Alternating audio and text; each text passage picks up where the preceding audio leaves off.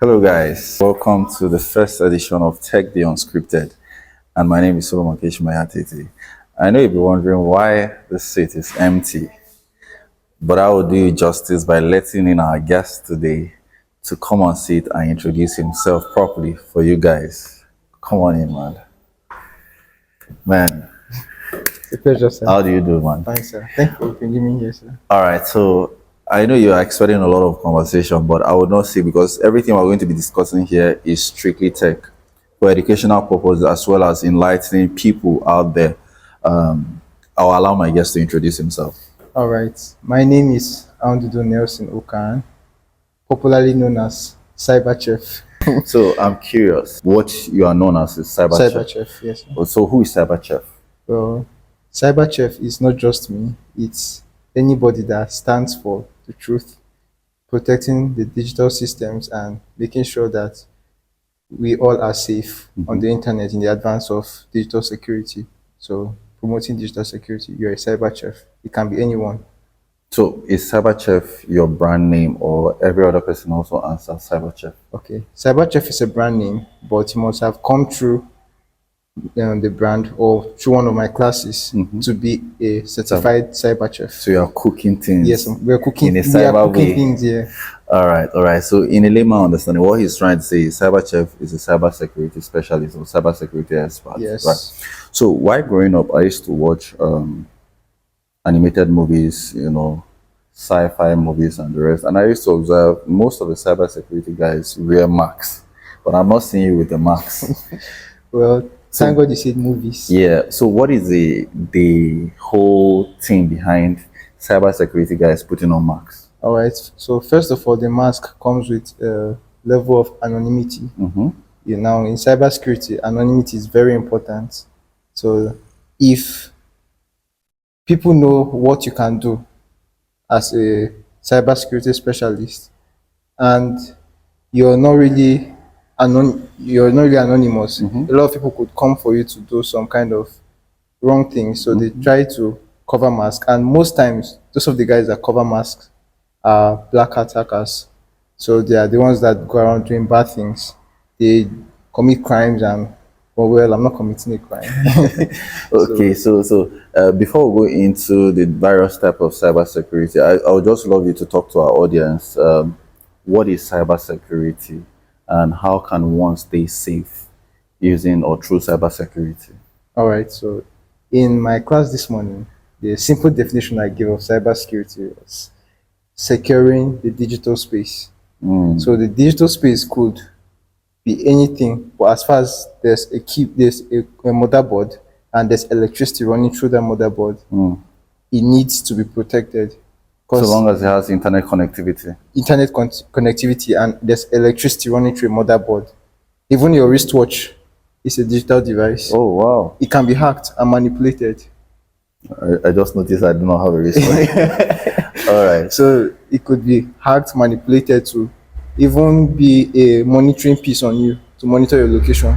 And these hackers gain more information about you by just little things. And the first step in a complete hack is reconnaissance, which is information gathering. So if I can use a motherboard on your wrist to get a lot of information, put a microphone and other things, attach it there. I'm getting real-time information from you.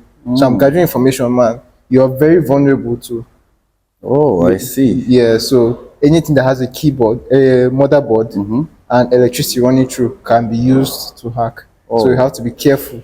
Even calculators. Whoa. Yes. You guys are hearing it. It's from the CyberChef himself. I am part of this, anyways. So, talk to us about the various opportunities in cybersecurity. Okay. So cybersecurity has a lot of opportunities, but if someone will come out and tell you that just finish your certification in cybersecurity and you'll get a job, it's a lie. It's a lie.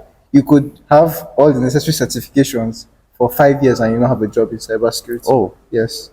There are ways to go about it.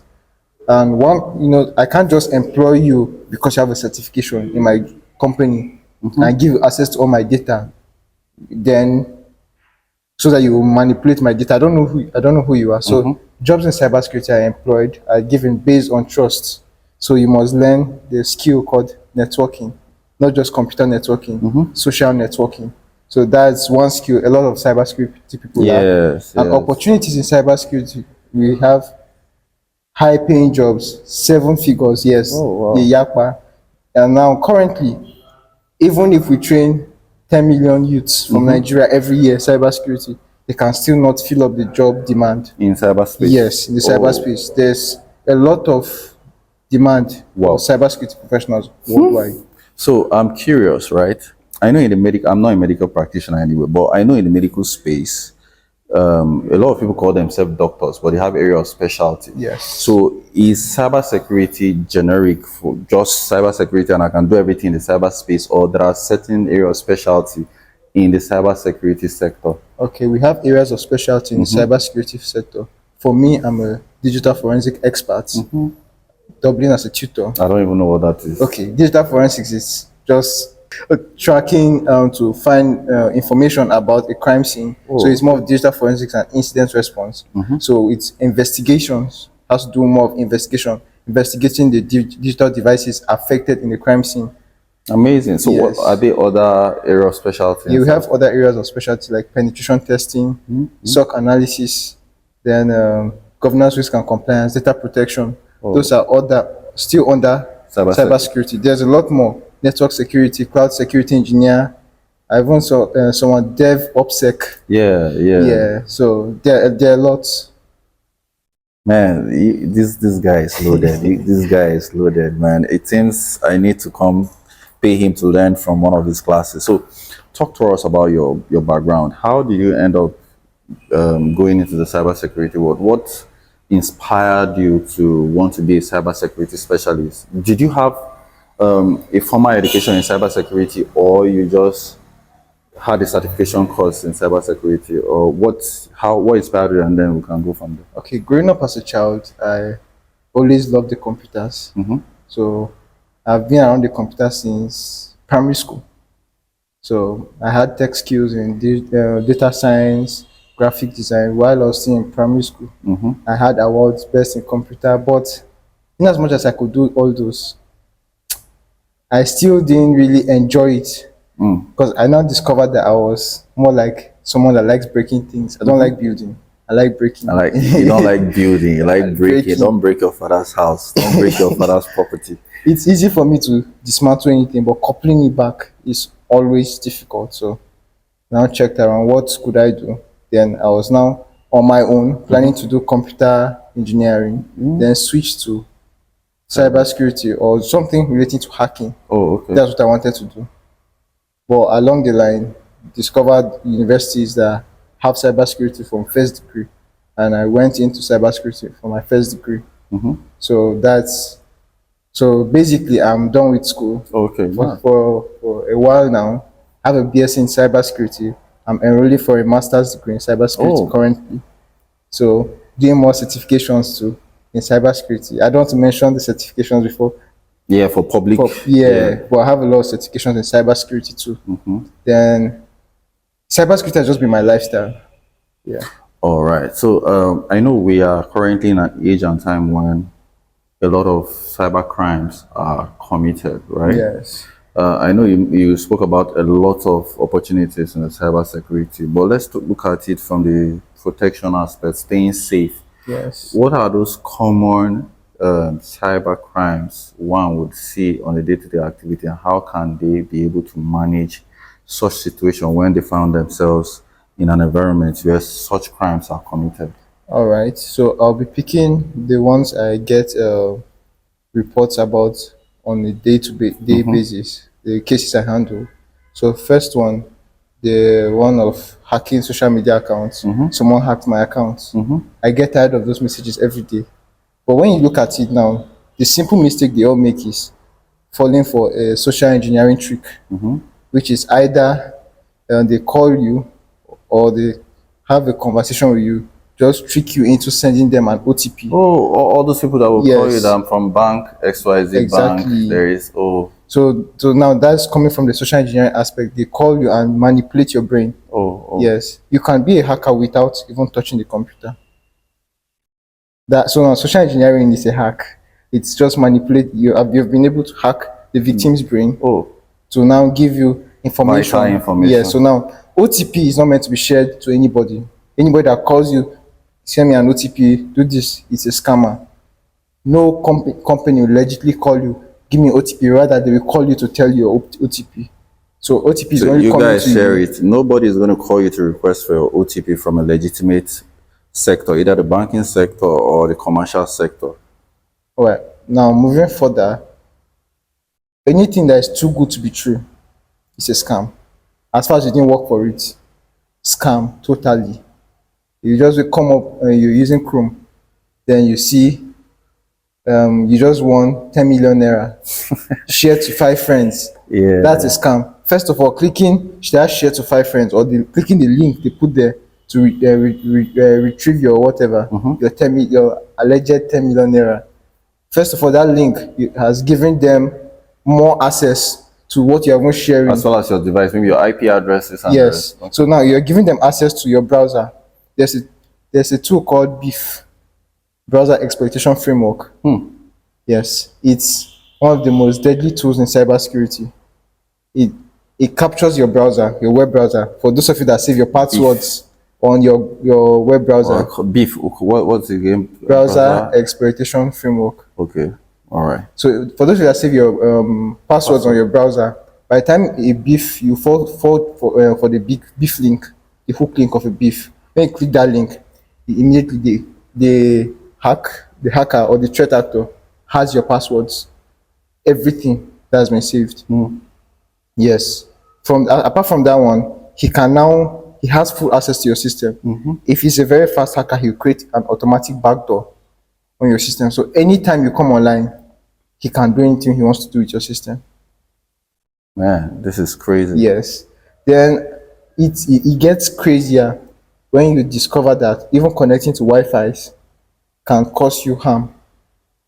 You connect to a Wi-Fi, it takes not Because less. sometimes I go for events and then I hear things like free Wi-Fi, free Wi-Fi.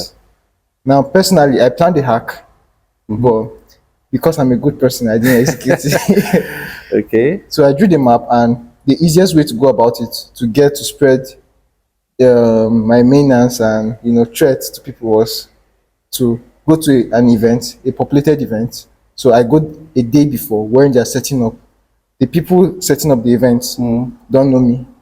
They think I'm one of The organizers. what do you call it? Not even the organizers, the people that owns the hall. Oh, okay. So I'll just come, paste free Wi-Fi available in the premises. So the people that own the hall now will come and see the free Wi-Fi available and think it's the organizers. Oh.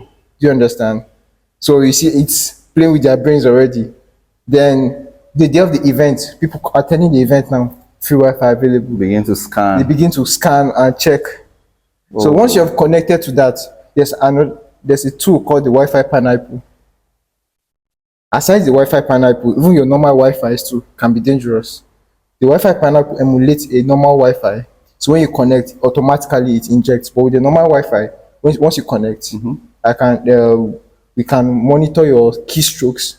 There are tools we can use to monitor everything. Anything you do on the Wi-Fi, it's more like you will come here and we are like 5 people are talking. So that's how the Wi-Fi works. Man. So you have to know the right ports. So we now check ports to see the informations. Yeah. We scan for ports to see informations. Then even your bank details too. No, let's not. I don't want to joke about bank information anyway.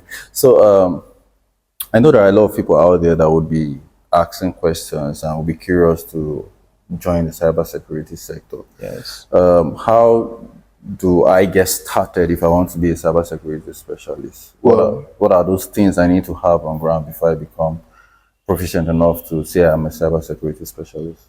First of all, it starts with your mindset. Now, when you start, why I say start with your mindset is because you have to make up your mind to do it.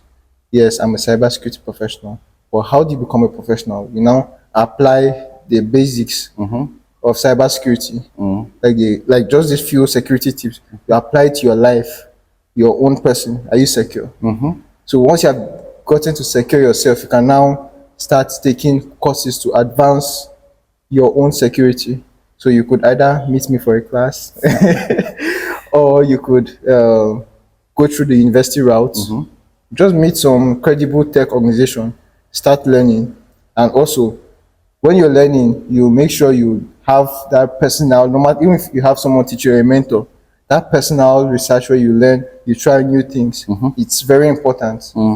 Well, having the certifications doesn't really mean you get the job, but it's a plus. Or just learn, have a mentor, most importantly. Someone that when you have issues, he will guide you, no matter how big you are or highly placed in the society. If you want to go through cybersecurity, you need to have a mentor. Yeah, someone that will guide you. Man, so I know you.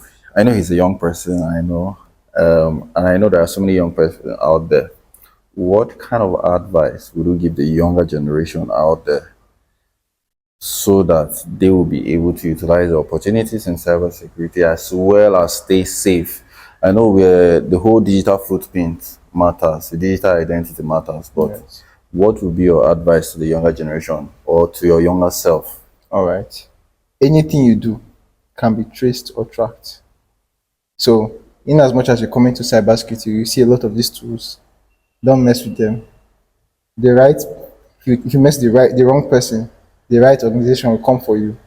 But digital safety starts with you first. Absolutely, Yeah. absolutely. It's an amazing time having the one and only CyberChef One and only. in the house. So I had an amazing time with him, and I hope you also had an amazing time. And I'll be dropping, I'll also be tagging him in this video. So if anyone wants to contact CyberChef directly, do well to contact him. He has a whole lot packed for you within the cybersecurity sector. He's an amazing guy. He's a young guy. He's doing great things. He's done. So after I say this, I think I'll ask you. He's done with his undergrad. He's also about pursuing his master's degree. So his school scam. School no be scam. School no be scam. And with that, to come to the end of the show. See you same time, same station, and keep liking, subscribing, and following our channel. Thank you, man. It's a pleasure, sir.